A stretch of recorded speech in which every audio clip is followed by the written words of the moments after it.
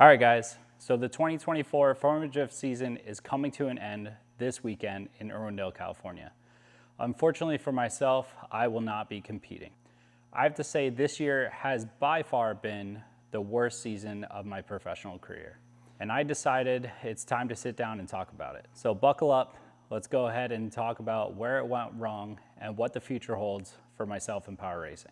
Before we get into the present day, let's go all the way back to where it started back in 2014. Back in 2014, I had the pleasure of experiencing my first ever drift event. My buddy Connor Croak brought me out to Englishtown, New Jersey, where Club Loose was hosting their yearly event called Freedom Moves. It was honestly one of the best experiences of my life, and I was just a spectator. Once I saw how much fun all the drivers were having and the amazing energy just surrounding the entire place, I knew right when I got home, I was gonna start looking for my first drift car so I could become a driver myself. Fast forward to 2016, I had built my first car, which was an S13 Coupe with an SR20.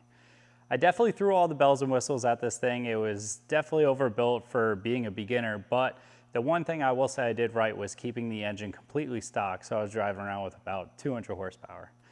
I felt like the idea I had for the car was giving myself all the parts I knew I was going to want in the future as I was progressing, but definitely stick with the lower horsepower so I didn't start forming bad habits or become a lazy driver. After about a year of driving and 130 horsepower later, I managed to go from a C group driver to an A group driver with Club Loose. And man, I honestly just have to give a lot of props to the guys over at Club Loose because they really do just want to produce the best drivers on the East Coast and even the whole country. They were very interested in just helping every single driver to improve their skills and just be the best that they could. So my favorite aspect of driving was the progression by far. Every time I drove my car, I just wanted to drive better than the last event. So I was having a lot of fun doing the grassroots events with Club Loose, but as I started to become aware of competitive driving, I definitely got bit by the bug and I became completely obsessed.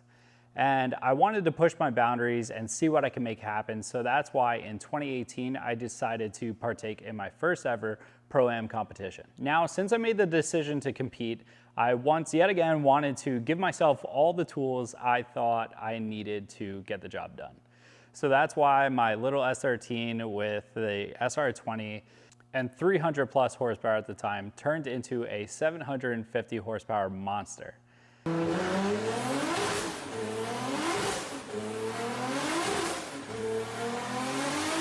And the funny thing about building the S13 into the little monster that it was for Pro-Am, we basically finished the car the day of the competition. So I had zero seat time in this thing. I never experienced a 2JZ. I never experienced 750 horsepower. I never experienced a dog box, 60 degrees of angle with the WiseFab. So many things were brand new to me, and I decided to just go to a track I've never driven before with US Drift and just try it, see what I could do. And I gotta say, it was a crazy experience with highs and lows. It was definitely stressful, but I really had so much fun. And I definitely knew I was gonna be doing this for a very long time. As far as the results we got at that competition, I believe we came in the top 10. I don't know 100%, but that was the only competition on the East Coast for that year. So I decided, you know what? I really don't know the car that well. This is a completely new experience. So I did that one comp and then I decided just drive Club Loose for the rest of the year and get comfortable with the car.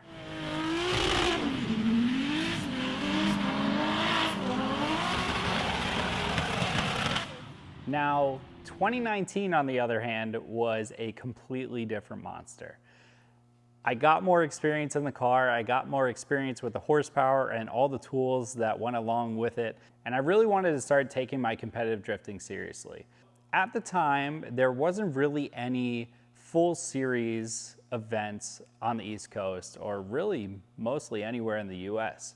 There were more of shootouts popping up all over the place. So what did that mean? There was like 40 to 50, maybe even more drivers signing up. And if you podiumed at this event, you actually won your Formula Drift license. Now, when I first started doing the competitive drifting in 2018, I caught wind of the fact that you can win your license to go join Formula Drift with what was called Pro 2 at the time, which is now known as Pro Spec. So in 2018, I was like, hey, that'd be cool to get my license, but I really didn't want to rush it. I wanted to get the experience, get competitive, and learn how to drive my car. But 2019, I was like, hey, let's try and do as much driving as possible. Let's get as much competitive seat time as possible, and let's go out there and let's try and win our license. Now that I knew I wanted to win an FD license and these shootouts were all over the country, it was time to start forming a program. So we decided to shape up a program so that we could run basically a mock season outside of FD in preparation for the year after if we got our license. So we did every shootout we could. We went to Virginia, we went to Sonoma, California, we went to Colorado, and we also went to Ohio. And I gotta say, it was a total blast. This was the first time I was really traveling all over the country for drifting, and it was an amazing experience. Now, it was really awesome because it was my first time going cross country, and we were heading out to Sonoma because it was the next round after Virginia. And I was just really pumped. I was getting to drive a new track in a state that was super far away from home. And we actually ended up winning the Sonoma Drift Shootout and got our license to compete in Formula Drift the following year. So the fact that we just drove all the way across the country, we put in so much work developing somewhat of a program, and to go to the round in Sonoma and take first place, man, that was just one of the best feelings ever. And it was really cool because I had my license, so now I just got to focus on competing and really not just being so hung up on trying to get a podium. I was just really focusing on, hey, driving with new people, getting that seat time in. Now, the only thing that kind of sucked was at the end of the year, our last round was in Ohio with Midwest Drift Union, and unfortunately I put the S13 in the wall, ending that car's career.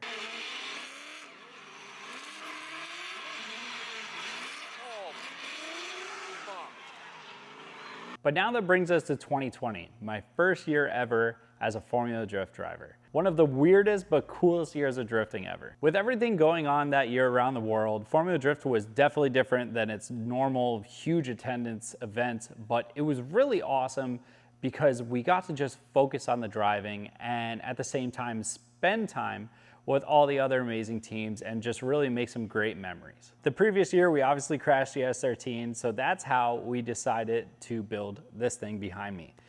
We decided let's build a car that we thought was just every single bell and whistle, throw it at it, build the craziest car that we could think of, something that I could start driving in my rookie year as a pro spec driver and hopefully make it into pro with. And that's how we ended up with this awesome S15 that Brian Wilkerson and his team over at MA Motorsports built for us. Now, 2020 was a huge learning curve. This was my first year of Formula Drift, and now I felt like I was really stepping up my game into some real competition.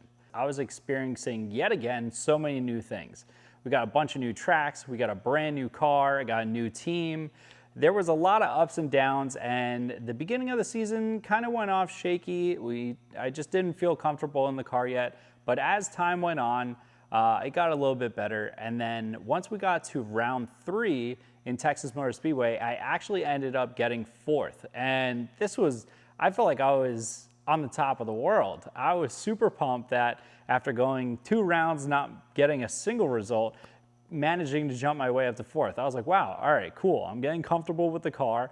I can actually probably go out there and do some damage. So that led us into Irwindale, and this is by far one of the best days of my life. 2020, Irwindale Speedway, we went ahead and took the win. The win at Irwindale was such a huge moment for me because being a brand new driver, you have a lot of doubts.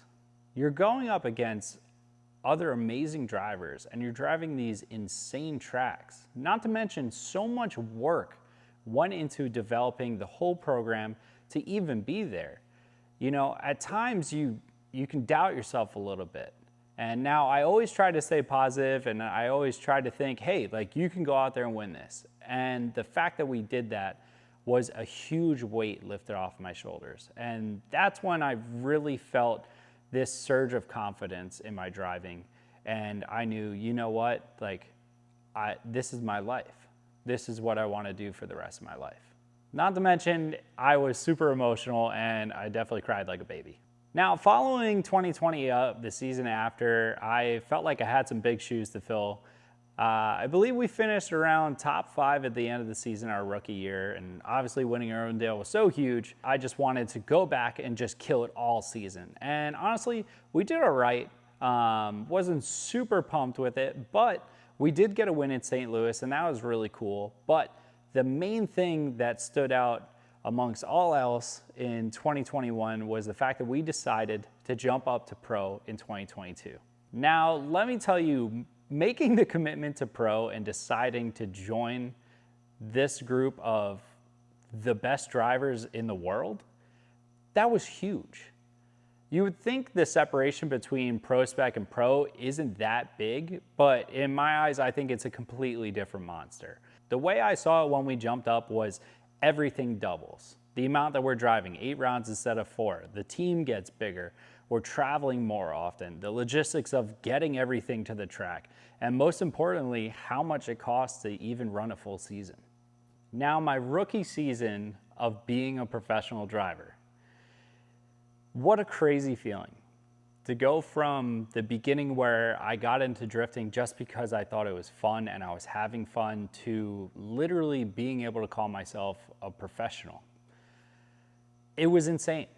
The year was so much fun. The only thing that really kind of took away from it was that I went ahead and almost basically totaled the car behind me at Long Beach. It was a really hard crash. It was definitely at the time one of the worst crashes I've ever experienced.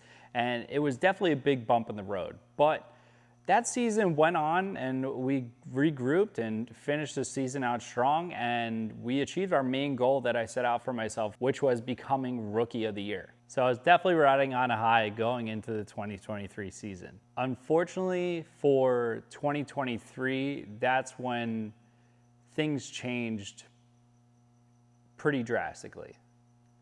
Now, I know some of you watching this video are just thinking, Mike, how would you even afford to do this at all from the start? And I have no problem telling any of you guys, I had a lot of help.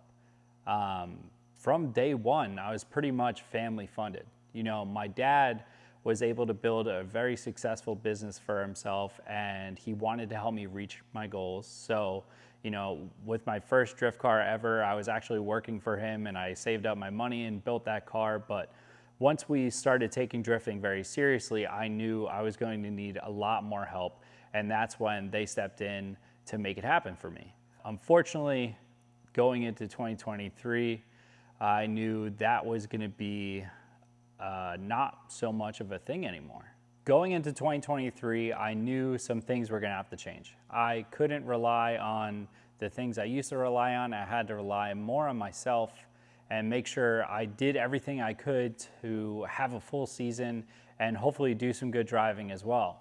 At the same time, I decided to move from New York to California. I moved out because I thought it'd be a really good idea for me as an athlete to be out here, and being a personality in the car scene, you know, this is just a really good place. So I was hoping by being out here, you know, it would help me out. And for the most part, it has so far. 2023 just wasn't really that special. We qualified for every single round, which was cool, but, you know, didn't break out of top 32, and that was pretty upsetting. And, you know, I just couldn't keep things together, and we ended up missing Irwindale. And that was just like, that was devastating. That was the first time I ever missed a round with FD. And, you know, I told myself I would never let it happen again. And to be in the situation that I am now and be here, you know, 1 year later, looking back, it's completely heartbreaking. Now, we've come to the year that you've all been waiting for, the reason why you guys are watching this video, 2024. And before I get into how the season went or how things are going now, you know, we might as well talk about kind of what started things going south in the off season. So going into this year, last year was already a struggle. Now this year, I was pretty much taking care of everything. I had to fully rely on myself to get the job done and make sure that things were right. I worked really hard last year to build up some good relationships with some brands that we work with. One of the brands that we were working with last year, they decided, hey, for 2024, this year, let's go big. And pretty much they're like, hey, we're going to title the car. And for anyone that knows anything about motorsports and being a title on a car, that's huge. This was just a super proud moment for myself because I work so hard to have these relationships and do my best to do well for them and make it worth them being a part of our program. So to have a brand be like, hey, we want to go pretty much all in and be the biggest person, involved in your program, that was a really proud moment for me. I felt like this year I could actually get my head above the water. I felt like I would finally have the opportunity to put more into the development of the program and put more development in myself as a driver, and just really thought we were going to be able to flip a switch and just have a completely different year. Unfortunately, everything was greenlit. We were all good to go. We were just waiting on contracts so we can start getting to work. The brand decided to just up and leave the program completely. My heart completely sank. Not to mention this happened a little bit over a month and a half before the season starts. So once you get closer and closer to the season starting, everyone's, got their teams. They're working with the people they're working with. It's just that much harder to find people that are willing to work with you at that such short notice. So it was completely devastating for me, and I felt myself kind of going into a spiral trying to figure out how the hell am I going to have a season? At that point, it looked like I wasn't going to have a season, but we tried our best to, pull things together and do everything I can and, reshape the program, get rid of our big hauler that we used to have and downsize. I was really just almost shit out of luck. But luckily, right before the season was starting, I would say a few weeks before the first round, we got accepted to drive for Nexen Tire. And this was such a huge relief because previous years we were buying our tires. And boy, let me tell you, we burn off a lot of tires when we drive a weekend with FD. So to not have to worry about paying for tires and to still be on a really competitive tire with Nexen, that was a huge relief. And that was kind of the break that we needed to decide, hey, we're gonna have a season. It was looking like we were gonna be able to make it through by the skin of our teeth. And honestly, that's a bad position to be in because I told myself, hey, nothing big or drastic can happen throughout the season or else we're going to be in a really tough spot. And boy, is that exactly what happened. Now this season starts, I got the car together and honestly made it look the sickest it has ever looked, in my opinion. And unfortunately, I just drive it straight into the wall at Long Beach.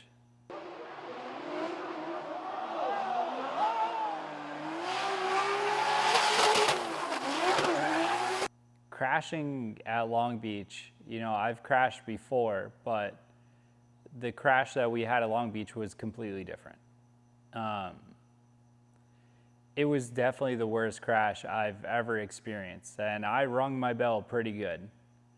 I was leading Adam LZ. We were doing the seating bracket, which was new for this year in Formula Drift. I was leading him into the turn one, and unfortunately, I just drove over the rumble strips. And once my tires came right back down on the track, I just had no grip. And there was really nothing else I could do but realize I was going into the wall and just brace. I took my hands off the steering wheel, and I'm not even gonna lie to you, I closed my eyes because I knew I was going in. I was gonna hit the wall. It all happened just so fast. And once I realized what had happened, I was just filled with so much emotion that all I really knew to do was cry. And I was just thinking about all the hoops I jumped through all off season, all the stuff that had to be done to make sure that we had a car at the track, all the stuff that we had to do to make sure we had a crew at the track, just every little thing to just be there, just to have it all taken away from you in a matter of seconds. It was just completely devastating. And now I'm sitting there just like it was already going to be a tricky season. And now I'm sitting with pretty much a totaled race car and having no idea how I'm going to afford to fix it. And that's honestly where everything changed for the rest of the year. Now, I couldn't let that be the end of my season.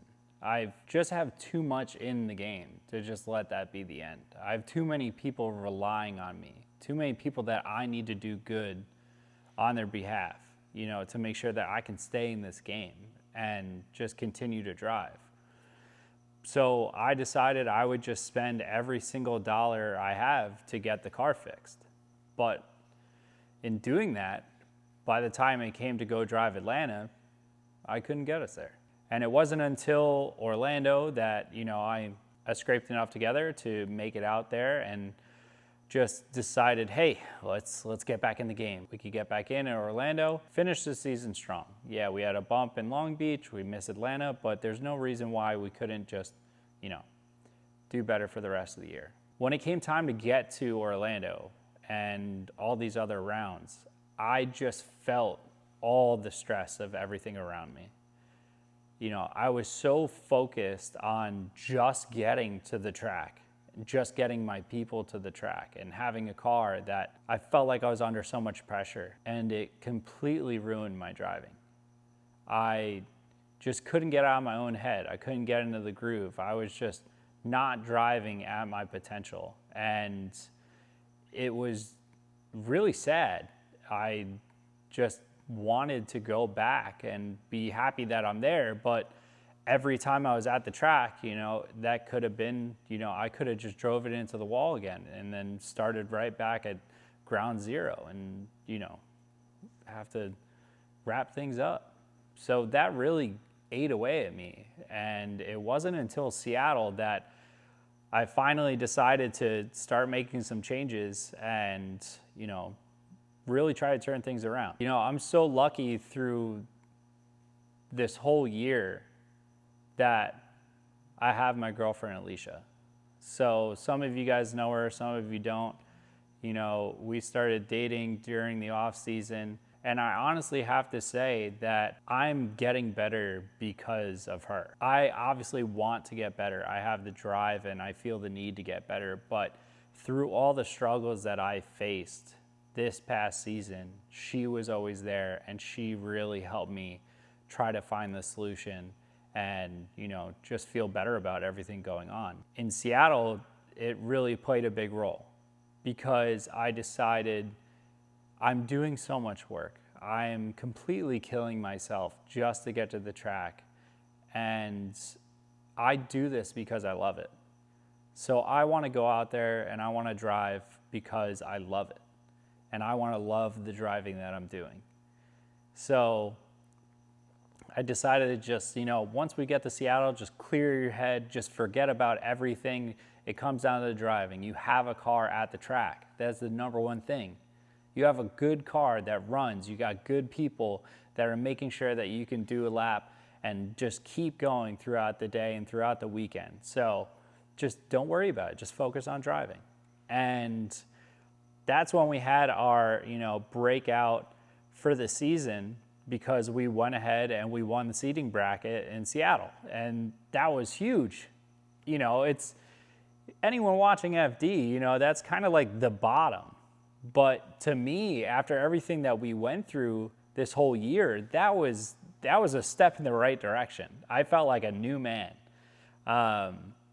It's funny because during practice, I was struggling a little bit and I was starting to get frustrated, kind of seeping back into those old bad habits. But, we decided let's all get together as a team. Let's talk about it. And we decided hey, we got to change some things about your driving and what you're going out there and doing. So the decision that was made out of that conversation was, hey, Mike, you need to go into turn one in Seattle full gas. Don't touch any brakes. Basically just full gas, 1 through 4. Don't touch a handbrake. Don't touch a foot brake. The only thing you're doing is kicking that clutch and throwing it in. That's exactly what I did. So going into the first turn, just ripping every single gear, having both hands on the steering wheel, little clutch kick and throwing it in. I literally said it over the radio that I thought I was going to shit my pants. I was really happy to have one of my crew members, Nick, there that day because he was really helping me, keep my confidence up and just being like, hey, that's the driving you have to do in this field of amazing drivers. So go out there and you're going to have to do it every single time. And that's the reason why I believe we did win the seating bracket because, my chases weren't that great, but the leads were just killer. So it felt like no one could really keep up with my leads, and that pushed us all the way into the win. So we were riding an all-time high. We actually won something, even though a seating bracket, it really doesn't mean anything, but we're in the show. We're in top 32, and we won something the day before. So I was pumped. I was feeling great. The next day, I just wanted to have the same mindset, the same attitude, and do the same driving. So that's right off the bat. That's what I did.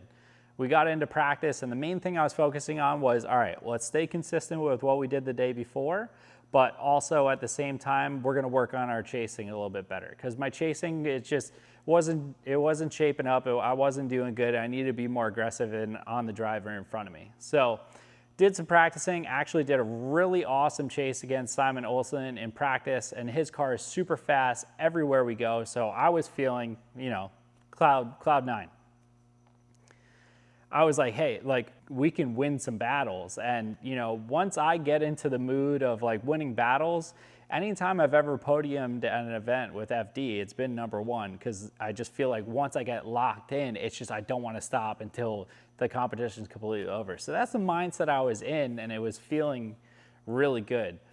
But unfortunately, 20 minutes before practice was over, we're on the left side of the bracket, so we're early in top 32. I'm leading Matt Field into turn one. I do the same thing I was doing the day before, but this time my bash bar was moved out of the way a little bit. So the day before, I'm going up and giving the wall just a slight little kiss, just riding it off. But I bumped it enough to move it out of the way. So when I was leading Matt, I went up to give that wall a little bit of a kiss, and instead of it being my bash bar, it was my rear wheel. And once your wheel goes in on the back of a wall, that front goes right in with it.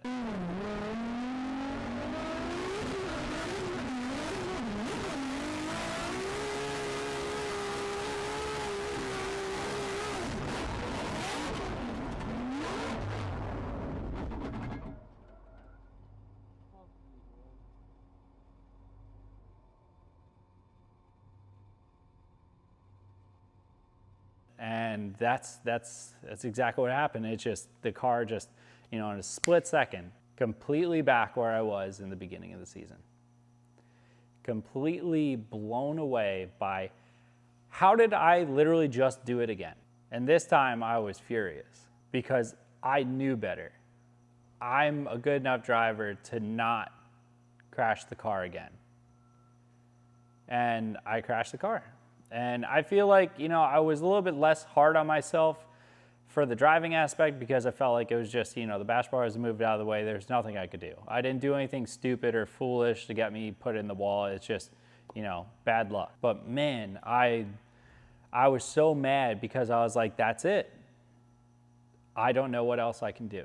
I really got to give it to my team because the second the car got back in the pit, they were wrenching like psychopaths trying to get this car back together because we were going up against Connor Shanahan, and that is one awesome driver, if not one of the best drivers out there. Before I crashed, I was like, I want to beat him. I want to beat everybody today. So, once the car got back, everyone's just thrashing on the car, trying to get it together. And, I'm just going through a whirlwind of emotions because I'm just thinking about, again, all of the stuff that I have had to do to make sure I'm at the track and, just run and just all those stresses just seeping back in. And luckily Alicia was there and she was like, hey, they're going to try and get that car back together. And if they get that car back together, you're getting back in that car and you're going back out there. And I was like, that's exactly what I'm going to do. But unfortunately, like I said, we we didn't have the time. It was towards the end of practice, and time was running out, and we just couldn't get the car back together in time because the further we dove into trying to fix it, we found it was really beat up. After Seattle, before we even left Seattle, I knew that I wasn't going to be able to make Utah, but the one thing I wanted to do was try and finish the season strong and drive Irwindale. Kept diving into the car to try and fix it and get it ready for Irwindale, and the further we dove into it, the more problems we found, and it needs so much. The chassis is tweaked. The subframe is completely twisted underneath it because when I crashed, I didn't give Matt Field any room behind me to run off. There's nowhere you can go, and we're going full throttle, so the only thing that he could do was try to miss me, but he drove through the back of the car, hitting the passenger rear wheel, and just completely twisted the rear subframe. Front subframe from going in the wall completely twisted. That strut tower that we had to move, pull it back after Long Beach, yep, that's jacked again. So it's just the more I tried to fix it, the more I found, it's not looking good. I'm just completely heartbroken. I feel like I wanted the best things to happen this year. I really wanted to do better. Last year I thought sucked enough, and now I'm here. And that leaves me with questions. It's like, can I do this anymore? And should I quit? Believe it or not, after our first crash in Long Beach this year, I received a text from my dad after I got back from the hospital. And he was checking in to make sure I was okay, but he also said, I think it's time for you to pick something else. To get that text, I was completely blown away. In some ways, I understand where he's coming from. He probably wants me to just be able to do something a little bit more practical and, maybe less stressful, a little bit more safe. And that's good because I think he just wants the best for me, and that's fine. But to have the person who helped me become who I am and get me where I am today, it's completely heartbreaking that he would, tell me to hang it up. And seeing that, you constantly think, I'm thinking, basically for the rest of this whole year, because that was after round one, should I be here doing this? I've thought about it a lot. That's why I felt like this video was so important for me to make. There's so many of you out there that I've met and so many people that I've inspired, or just people that enjoy what I'm out here doing and love my driving or the way I build my cars. And, I just felt like it was really important to just tell you guys where I'm at. And to be honest with you, there's no way that I'll quit. There's way too many things that I want to achieve as a driver that I refuse to live a life where one day I'll just think back and regret not trying. And think, what if I stuck with it? Where would I be if I was still a driver? I know that I haven't reached my peak as a driver. And that's the main reason why I can't walk away. I know that this season was the season from hell, but I know that every single bad thing that has happened to me this year is going to teach me something good so I can make a better year next year and the year after that. All right, now I'm sure you're all happy to hear that I'm not giving up, not quitting, but I do have to say that after the season that we had this year, it leaves a lot of hurdles in my way. Now, the first thing I want to do right off the bat is just get on a clean slate. I want to take care of all the debts I owe. I want to get this car back in good shape. I need to fix up all the other parts of the program that aren't doing so hot. So with everything that this car has been through this past season, it would be pretty smart to go ahead and jump into a new chassis, but unfortunately, it's not looking like I can do that. So there is a lot of work that is in store for this car to make sure it is back in fighting shape.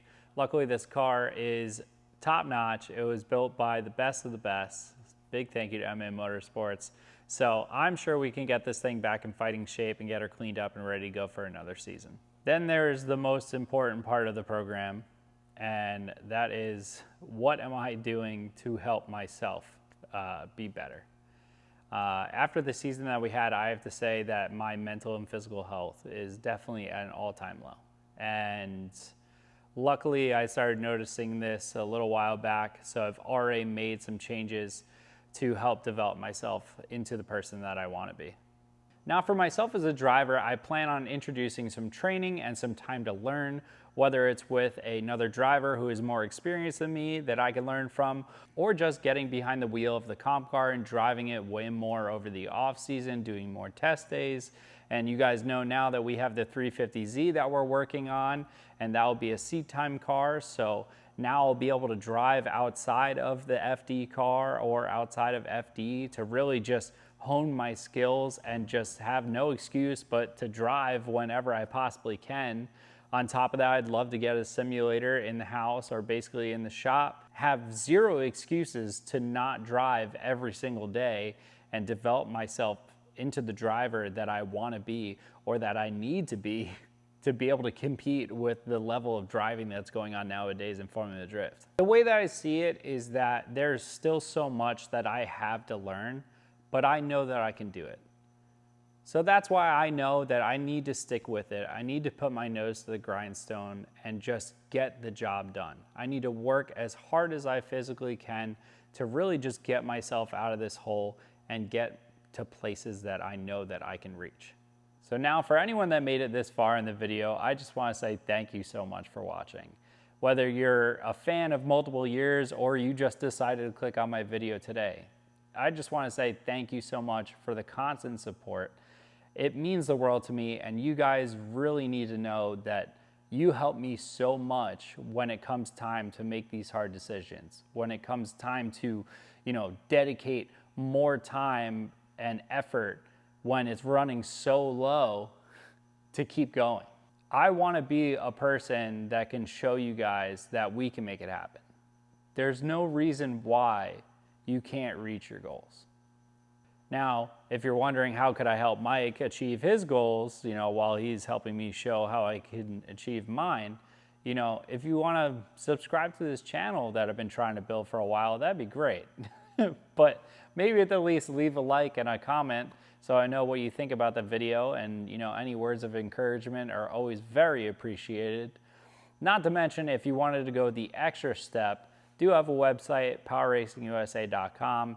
If we sold 1 million t-shirts by tomorrow, I'd probably be good for a couple years, so keep that in mind. But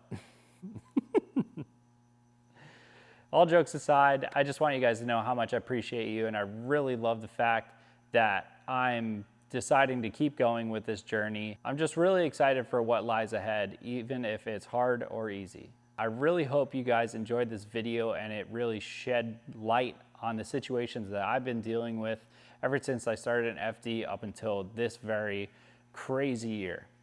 So with that, that's the end of this video. I love you guys so much. I'm not going anywhere. I'll see you on the next one.